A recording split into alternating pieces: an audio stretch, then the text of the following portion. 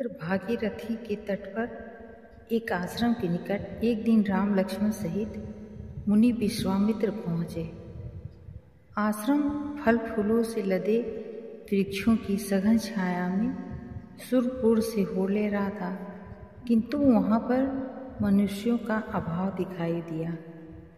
नमस्कार मित्रों, आज की कहानी में मैं अहिल्या का उद्धार की जिक्र करूँगी।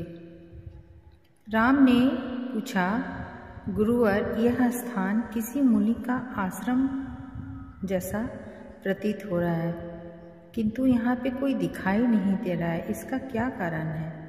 तो विश्वामित्र ने कहा, कमलनयन, यह आश्रम तुम्हारे आगमन की शुभ प्रतीक्षा में इतना रमणीक बना हुआ है। राम बोलते हैं, मुनिवर यह कैसे? इसका कुछ वृत्तांत सुनने की इच्छा हो रही है, कृपया आप मुझे विस्तृत ज्ञान प्रदान कीजिए। तो विश्वामित्र कहते हैं, राम, इसका पूर्व वृत्त तो तुम्हें सुनना ही है, फिर जब स्वयं तुम्हारी इच्छा है तो अवश्य इसी समय सुनो। पहले इस आश्रम में जगत विख्यात धर्मनिष्ठ मुनि गौतम श्रीहरि की आराधना किया करते थे। उनके तेज से प्रसन्न हो ब्रह्मा ने अहिल्या नाम की लोक सुंदरी सेवापरायण कन्यादान कर दी। अहिल्या के अनिंद सौंदर्य से देवराज इंद्र का मन डोल गया।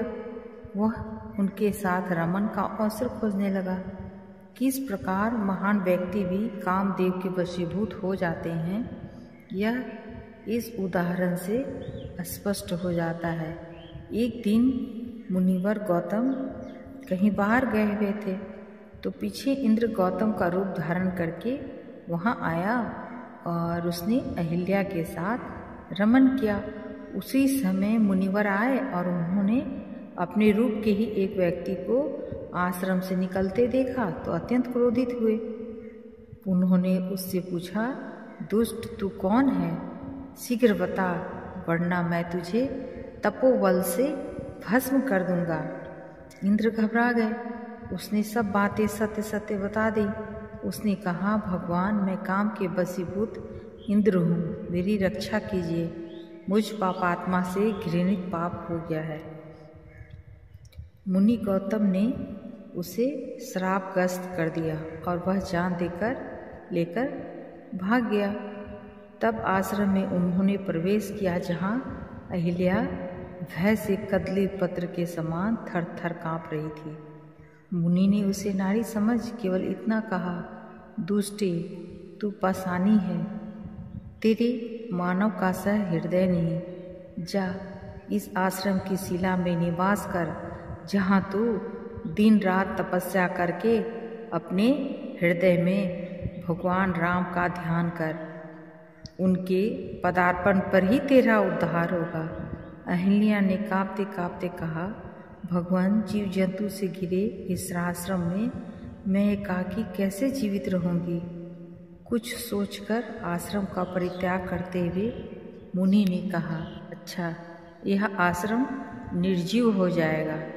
तब से हे राम, यह आश्रम मनुष्य रहित ही नहीं, जीव रहित है। वह देखो, सामने उस शिला पर बैठी पाषाणी अहिल्या तपस्या में रत है। हे रघुश्रेष्ठ, वह अवसर आ पहुँचा जब ब्रह्मा जी की पुत्री और गौतम पत्नी अहिल्या को सद्गति दो।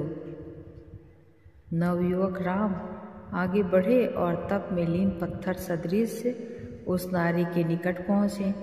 उन्होंने कहा, देवी, मैं राम आपको नमस्कार करता हूँ। और तभी पाषाणी का हृदय द्रवित हो गया।